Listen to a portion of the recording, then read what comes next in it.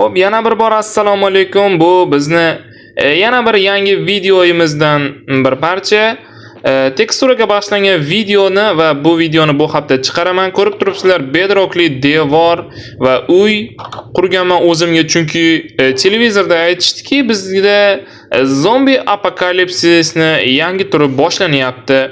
Albatta o'zimga shinamgina uy qilib qo'yganman. Mana bu esa muzlatgich. Hozircha muzlatgichim ichida hech nima ovqat yo'q, lekin ichiga bir ikkita narsa tashab qo'ysa ham bo'ladi. Olma bilan tovuq go'shtini tashab qo'ysam ham bo'laveradi.